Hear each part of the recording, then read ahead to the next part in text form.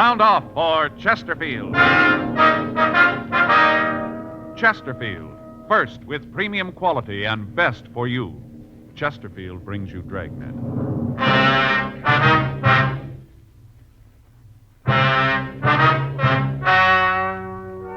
Ladies and gentlemen, the story you are about to hear is true. The names have been changed to protect the innocent.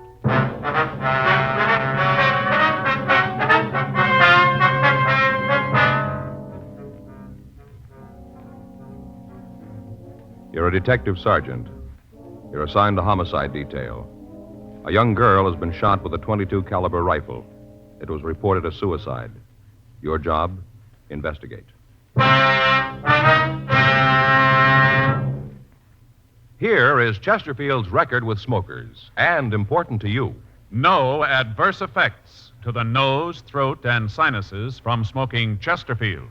That's the report of a doctor who has been examining a group of Chesterfield smokers for a full year and 2 months as a part of a program supervised by a responsible independent research laboratory.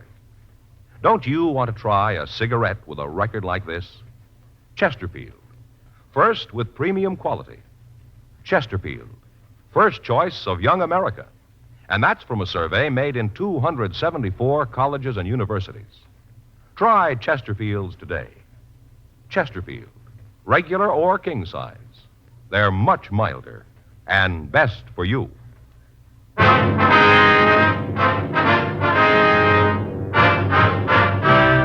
Dragnet, the documented drama of an actual crime. For the next 30 minutes, in cooperation with the Los Angeles Police Department, you will travel step by step on the side of the law through an actual case transcribed from official police files. From beginning to end, from crime to punishment, Dragnet is the story of your police force in action. It was Monday, June 8th. It was warm in Los Angeles. We were working the day watch out of homicide detail. My partner's Frank Smith. The boss is Captain Lorman. My name's Friday. I was on my way into the office, and it was 8:03 a.m. when I checked into room 42. Homicide. Joe? Yeah. Back here in the skipper's office. Ray Geesey wants to talk to All you. right. Morning, Joe. Hi, Ray. What do you got? Suicide. Anything on it? Here's the report. Team from the business office went out last night. Get on it right away, will you? Right, Ray. Let's go. Huh? Yeah. Want to check this stuff before we get started? Might as well give us an idea what we got to do. What's the report say? There you got it. Well, let's see. According to this, business office got a call at 2:30 this morning. Landlady out in the Westlake Park district called in and said that this young girl had committed suicide. They get an ID on her? No, they got her listed as Jane Doe, number 17. There's a description here. Better check it with missing persons, huh? Uh-huh. How'd the landlady happen to find the body? Well, according to the report, she heard the water running in the apartment, finally went up to see what it was. She knocked on the door, nobody answered. She opened it and went in, found the body. Well, the girl didn't live in the apartment then. No, place is rented to a Ross Mitchell. Anything on him? No, says he wasn't home. He was checked through R&I, no make on him. How about prints on the victim? No go. Checked him out. Nothing on her here. We could send him on to Washington. Yeah. And they found a suicide note. There's a copy of it here. What's it say? Ross, I've tried to make you understand. Nothing seems to do any good. I've told you that I won't stand in the way of your career, but you don't want to try to make a go of it. I know this doesn't solve anything. It's the only way I can think of. Any signature? No. The report says that the original copy's over at the crime lab for processing. Yeah. Well, I guess we better start with the landlady, huh? It's the best lead we got. Galindo and Bates are out there now. Place was staked right away. Friday, you want to talk too? Right, thanks, Ray. It's Friday talking. Yeah. Uh-huh. No, we just got it. Is that right? Okay, Max. No, have him wait there, will you? No, we'll be right over. Right, thank you. Well, it's a little break. Max over at the coroner's office says they know who the girl is. Yeah? Her father just identified the body.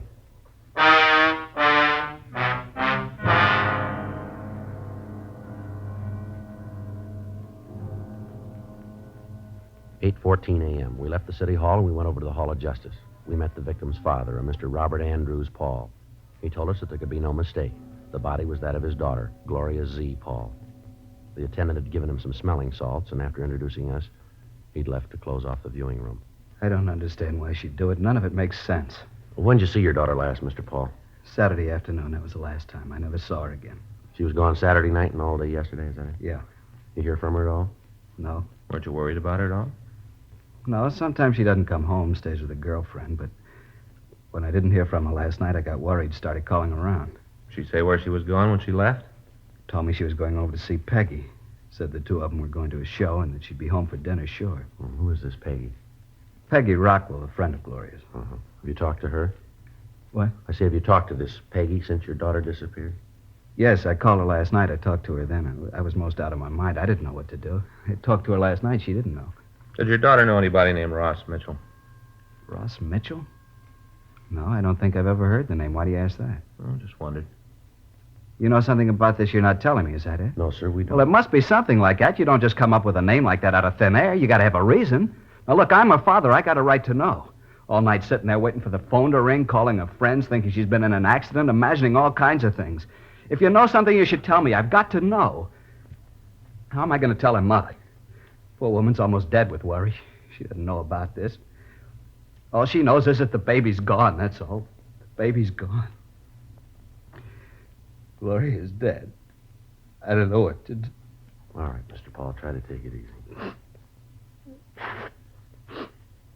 I'm sorry if you got a cigarette. Yes, sir. Here you go. Here, I'll give you a light.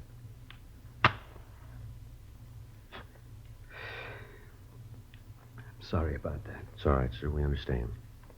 Now, do you think you can give us an address where we can talk to this Peggy Rockwell? Yeah, she works a restaurant over on 7th. I've got her home address, too, if you want it. Yes, sir. We hope you'll understand this, Mr. Paul. We don't mean any offense here. What's that?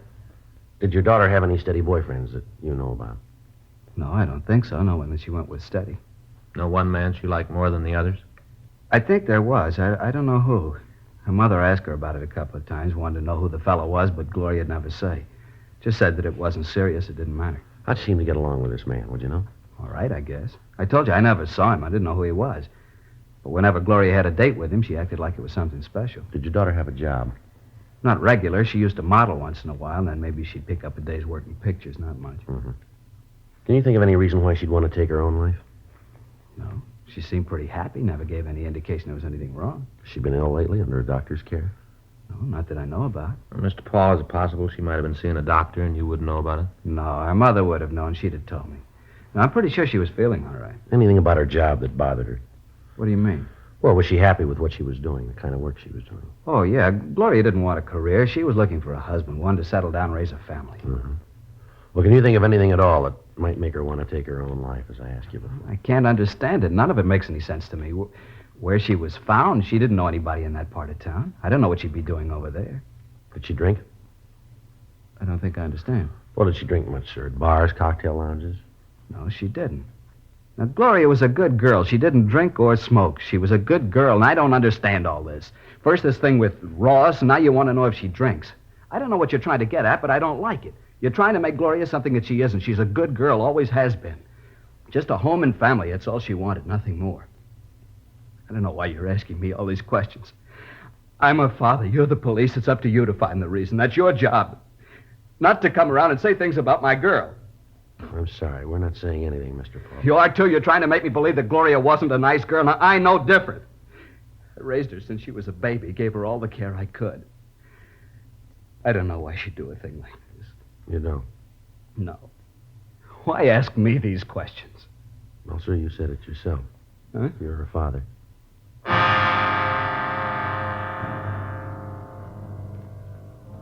We continued to talk to the father of the victim. From him, we got a list of the girl's friends, the address, and the names of the people that she worked for. While we were talking to him, he was unable to give us any idea as to why his daughter, Gloria Paul, might want to take her own life. He insisted that he didn't know anybody or any one of his daughter's acquaintances named Ross Mitchell. A telephone call was put through to his wife, but she was unable to tell us who the man was. 8:20 a.m., Mr. Paul recovered from the initial shock, and he went home. 8:39 a.m., we drove over to the rooming house where Gloria Paul had been found. On the way, we stopped to call the crime lab to see if they'd been able to come up with anything in the dead girl's effects to help us. Lieutenant Lee Jones at the lab told us that they hadn't finished their investigation yet. 8:50 a.m., we arrived at the house and talked with the landlady, Thelma Keene. It's terrible. Poor little thing. You haven't seen Ross Mitchell yet, is that? No, he hasn't come in. I told the officers last night that I didn't expect him until noon today. Have you seen the girl before? Once in a while, she'd come in with Ross, wait for him, and then they'd go right out. Did you see her last night, son? I told the officers that were here last night that I didn't. Didn't you talk to them at all? Well, yes, ma'am. We have the report they filed, Mrs. Keene, but we'd like to get some additional facts from you. It seems like a waste of time, but I suppose you have to. Yes, ma'am. Do you have any idea when she might have come in? No, not the slightest. When was the last time you saw Mitchell? Saturday around noon, he came in and told me that he'd be out of town over the weekend. Said for me to keep an eye on the place. Yes, ma'am. Did he tell you where he was going? He said he was going to visit an assistant director friend of his over in La Cañada. Did he say what the friend's name was? No, they're working on a picture together. Ross just met him the other day. Asked him out for the weekend. Ross is very good at making friends. Mm-hmm. Do you know where he's working? No, Ross just said it was a sea adventure. Doing it in full color. 3D, too. I guess it's going to be quite a spectacle. They didn't have all the gimmicks in my day. Ma'am? Didn't have 3D or the other things. In my day, we acted. We knew how to act. From the heart. These youngsters are good flack can make a star out of anybody. Oh, things have changed. And here, this one. That's me with the pith helmet. This was made over on Catalina Island. We were shooting a jungle picture. We acted. No doubles for us. Real actors. When was this, ma'am? A few years ago. Now, why are you asking all these questions about Ross? Well, the note the girl left was addressed to him. That doesn't mean anything. Just some lovesick girl. Doesn't mean Ross had anything to do with it. How'd you happen to find the body? I went to bed about 10:30. They were running one of my old movies on TV, and I stayed up to see it. You happened to catch it? A thing called The Floods Will Come. Made it over at Catalina. It starred Nick Benton, real movie idol. Here's one of the stills from the picture. Yes, ma'am. Here's the whole company. That's me. And that's Nick with the puttees. He'd put on a little weight. I remember he had to do road work while we were there to trim down. Held the company up for a week. A grand picture. They didn't do it right on television, though. Looked a little corny. I guess the way they ran it through the machines. You know, we all looked pasty. Even Nick. Yes, ma'am. Would you go on, please? Well, after I saw the rest of the picture, I went up to the kitchen, got a bowl of shredded wheat to eat in bed, came back to the bedroom, and I heard this noise. What noise was that, ma'am? Like somebody was running water in one of the taps. Went on and on. Pretty soon it started to bother me. I couldn't understand it. Uh-huh. Finally, I went up to see who it was. Noise came from Ross's apartment. Mm-hmm. I knocked, but there wasn't any answer, so I unlocked the door and went in. I thought something was wrong. And that's when I saw her. I see. She was lying on bed. Right away, I called the police. Before you went up, did you hear any other noises? Any sound of a struggle, anything like that, maybe? No, just the water running. Well, how about the shot, ma'am? You hear that? No, I didn't. A lot of shooting in the picture I was watching. Did you touch anything in the room? No, I turned the lights, but that's all. The room was dark when I went in. Just turned on the lights, and then I called you. According to our report, there wasn't any purse found with the body. Did you see one when you went in there? I didn't. But if I had, you'd gotten it. What are you trying to say? That I stole her purse? Is that what you're trying No, to say? ma'am, that's not what we're trying to say. Better not. I've got a reputation in this town.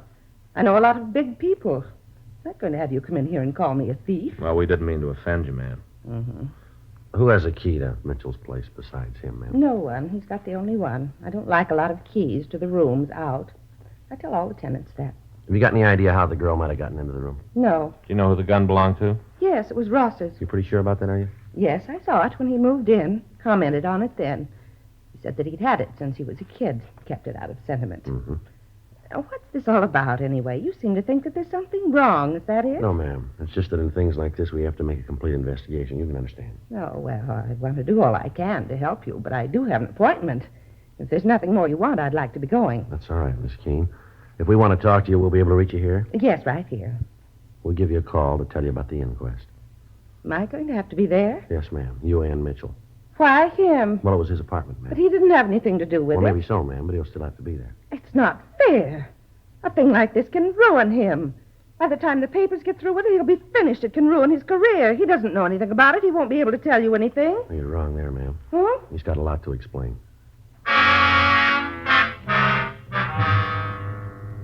We went upstairs and met the officer staked out in the room and looked at the apartment where the girl had been found. 9:20 a.m. We gave our card to Thelma Keene and asked her to call us if she thought of anything else. We also asked her to notify us immediately in the event she heard from Mitchell. The stakeout on the room continued. 9:52 a.m. We drove over to the coffee shop on West 7th Street to talk to the girl's friend, Peggy Rockwell. We found her in the back of the place typing out the day's menus. What about Gloria? Something wrong? When was the last time you saw her, miss? Well, let's see. Saturday night, she stayed at my house. Left about noon on Sunday. I had the day off. Figured that maybe we'd do something, but Gloria said she had something to do. Last I saw her was on Sunday morning. You know a man named Ross Mitchell? That bum. Why do you say that, Miss Rockwell? 'Cause he is. Real no good. You pretty friendly with Miss Paul? Well, Gloria thought so. Turned out he was just using her. Well, how do you mean? Thought at first she could get him some jobs. Turned out when he could do better, he dropped her. They were going to get married, and then he thought he could do better, so he dropped her. Mm-hmm. Say, do you mind if I go ahead with these menus? The boss will be sore if I don't get through with them. No, you go right ahead, miss. We can talk while I'm doing it. Yes, ma'am. I took a course once, touch typing. Didn't think I'd ever use it. Boy, was I fooled. You go right ahead, miss. Well, this Ross really gave her the rush. Had her take him around, introduce him to her friends. She got him a couple of jobs. She's the one who introduced him to Mike. Mike? Yeah, Mike Cowell, that's Ross's agent. Peggy set it up. She's done just about everything for him. Then the bum acts like this. What do you mean, miss? Treated her so bad. Say, how do you spell croquettes? Well, I think it's Croquettes.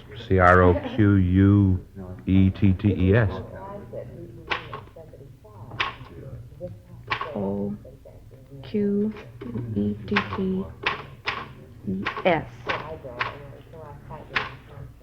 Turkey. They had roast turkey last night. I don't understand how people can eat them, but we sure sell a lot of them. Did Miss Paul say she was going to see Ross over the weekend? Yeah. She said she had an appointment with him Sunday. Said she'd called him and set it up. You know what time? No, just said she wasn't going on like this. Had to be straightened out. Mm-hmm. I don't blame her. She's told her friends they were going to get married, and at the last minute, Ross would back out. Her family know about Ross? No, Father didn't mind her doing a little work in show business, but he didn't want her to marry anyone in it. She thought that if they just got married, then the family'd understand. Joe. Yeah. I'll call the crime lab, see if they've finished. Yeah, fine, thanks. How'd Miss Paul and Mitchell seem to get along, ma'am? What do you mean? Well, did they have any arguments or disagreements, would you know? Not often. Most of the trouble they had was about getting married. Ross kept saying that it wouldn't do him any good to be married now. He thought that it might hurt his career. That's all he thought about. Were you ever present at any of these arguments? Once. We'd gone out on a double date, went to a place down at the beach, had dinner, and then stopped on the way back for a couple of drinks. Uh-huh. Ross got pretty drunk, got into a big thing about his career. Yeah, He went on and on about how hard he'd work, how much the theater meant to him, all that kind of stuff. I see. Finally, he said right out that he'd kill anyone who tried to stop him, just like that. He'd kill anyone who tried to stop him. Joe. Yeah. See you a minute. Would you excuse me, please? Sure. Just a minute. Is there one L or two L's in broccoli? Just one, ma'am. Oh, thanks. Yeah. Just talk to Lee Jones. Yeah, did he finish up? Yeah, something's wrong. What's that? He thinks the girl was murdered.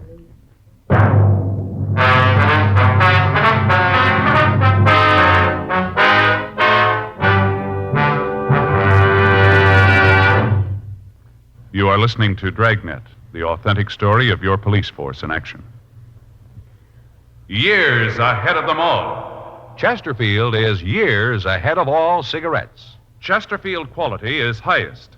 Here's the proof.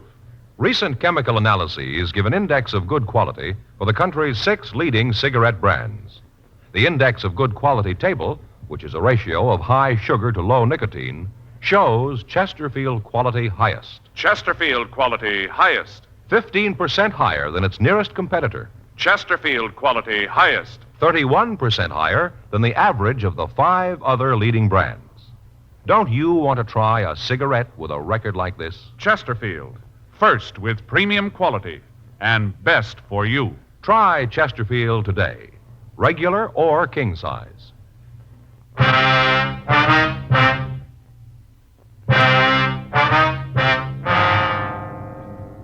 10:37 a.m. We drove to the crime lab and talked with Sergeant J. Allen. He told us that when they checked for powder burns on the body, they hadn't found any. They measured the reach of the dead girl and found that it would have been almost impossible for her to have pulled the trigger on the rifle, leaving the fingerprints they found on the gun. Blotter test failed to show any traces of nitrate powder on her hands. They checked the handwriting on the suicide note found in the room against samples of Gloria Paul's writing and found that they didn't match. From their findings, they said that it was their opinion that the girl had not killed herself, that she'd been murdered. We went back to the city hall and got out a local and an APB on Ross Mitchell. We called the landlady of his rooming house. She hadn't heard from him. 12:30 p.m., we went back to the rooming house and relieved the stakeout. We asked the landlady not to say anything to Mitchell about our being there. 12:45 p.m. Still no sign of the suspect. 1 o'clock. 1:30.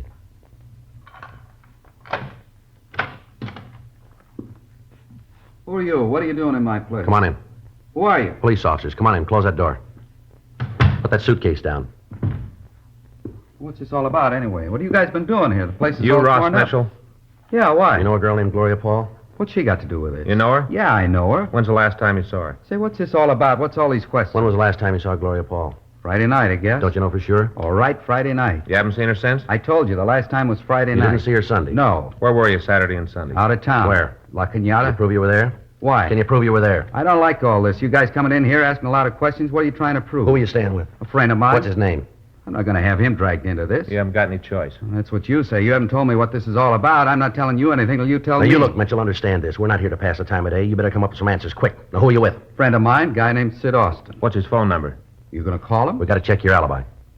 Now, what's his number? Won't do any good to call him. Thought you said you were there. I was. Then we got to call him. Well, he won't be able to tell you anything. He wasn't there. He just let me use his place. There wasn't anybody there. Who's got a key to this place besides you? You mean here? That's right. Nobody. You got the only key, huh? That's right. The landlady's got one, just the two of them. You got any idea how somebody else could get in here? No, why? How well do you know Gloria Paul? What's she got to do with it? How well do you know her? We used to go together. Anything serious between you? She thought we might get married. How'd you feel about it? I don't think that's any of your business. Maybe it is. How'd you feel about it? I liked her. She was a nice kid. Nothing more? No. Now, you look. I think it's about time you told me what this is all about. Something to do with Gloria. Is that it? That's right. What? She's dead.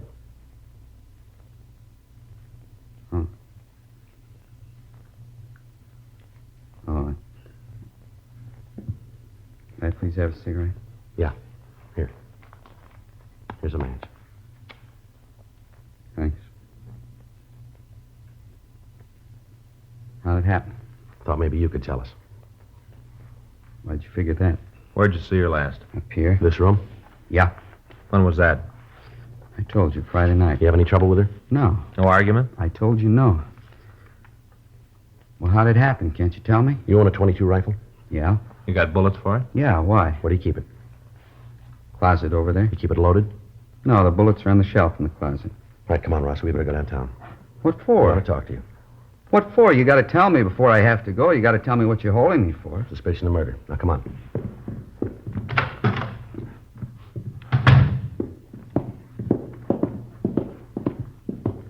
Where are you taking him? Downtown. Why? We want to talk to him. You didn't have anything to do with it, did you, Ross? I don't even know what this is all about. All I know is that Gloria's dead. She killed herself in your room. What? In your room, Ross. It was suicide. Well, they're arresting me for murder. Oh, you can't do that. Ross didn't have anything to do with it. It was suicide. That's what you said. All right, come on, Mitchell. Well, you can't do that. It was suicide. You want to take him out the car, Frank? Yeah. Come on. You can see that you're making a mistake. He didn't have anything to do with it. He's going to have enough trouble with that girl killing herself in his apartment. You can't arrest him for murder. It was suicide. What are you trying to tell us, lady? What? Something you want to say here? No, you're making things up. All right, let's go. Yes. Yes, go ahead. Take him. Go ahead. He wants to be a star. Let him.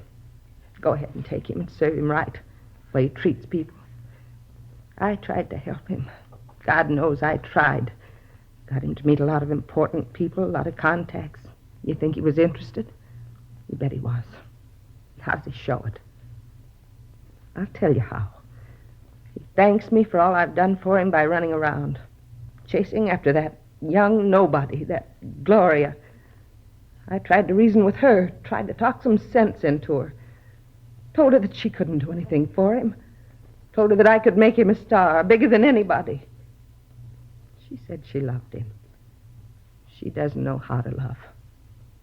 You want to go ahead? Came over here all the time, begging Ross to marry her.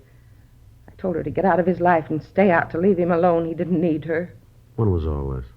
Sunday evening, she came here all dressed up. Oh, when they're young, they know everything. I'm one of the biggest stars this town ever had. She's a nobody. I know what's good for that boy. Didn't you tell us you didn't see the girl Sunday, isn't that right? That's what I said. Did you see her Sunday? Yes, I did. She wanted me to let her into Ross's apartment. I told her he wasn't there. She said it didn't make any difference. She'd wait for him. Yeah? I told her to leave him alone. She didn't understand him, didn't know how to take care of him. I know the right people. He could have written his own ticket in this town. He could have been big. You don't want him. I killed her. All right. You want to get a coat, ma'am? Yes. Doesn't make any difference. I did it to help him. I thought you'd think it was suicide. I didn't think you'd figure anything else. You wrote the note, did you? I did. That's what you've got to understand. For him, that was all that counted. He'd married her and he'd been through. I had to stop it. I didn't want to kill her. But you can see I couldn't let him marry her. Ross is a fine actor. Real talent. Doesn't come along often. All right, lady. Let's go. He'll understand, won't he? He'll know why I did it. He'll understand. I wouldn't know, ma'am. Oh? We'll let you ask him.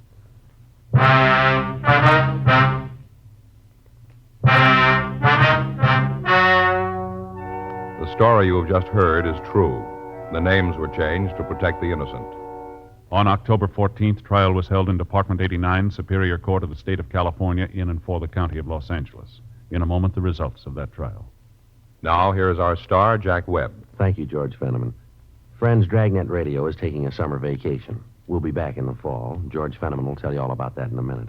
Meanwhile, I hope you'll watch our TV show regularly, and I also hope that all of you who are not Chesterfield smokers will try them. I like to feel that when we resume broadcasting in the fall, every one of you will have switched to Chesterfield. You'll find their best for you. And, of course, when you go on that vacation this summer, be sure to take along a couple of cartons, will you? Chesterfield. And we all hope you have a very pleasant summer.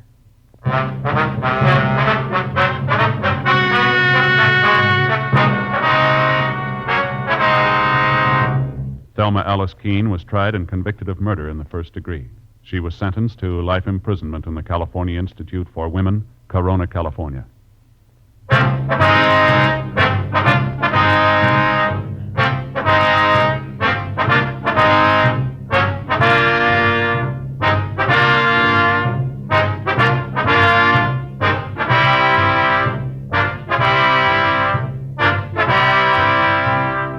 You have just heard Dragnet, a series of authentic cases from official files. Technical advice comes from the Office of Chief of Police W.H. Parker, Los Angeles Police Department. Technical advisors, Captain Jack Donahoe, Sergeant Marty Wynn, Sergeant Vance Brasher. Heard tonight were Ben Alexander, Virginia Gregg, Vic Perrin. Script by John Robinson, Ben Alexander. Music by Walter Schumann. Hal Gibney speaking.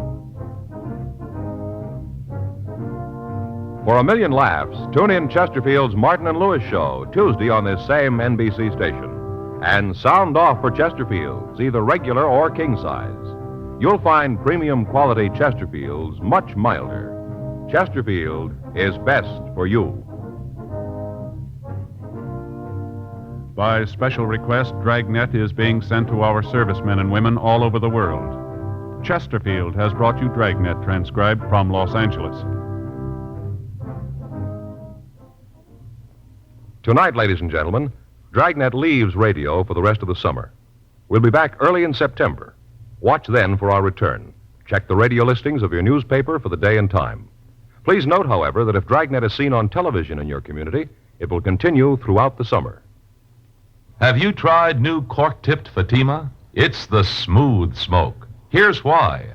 New Fatima tips of perfect cork, king size for longer filtering, and Fatima quality for a much better flavor and aroma. Remember, Fatima has the tip for your lips. Try new Fatima. See how smooth it is. Fatima is made by the makers of Chesterfield, Liggett & Myers, one of tobacco's most respected names.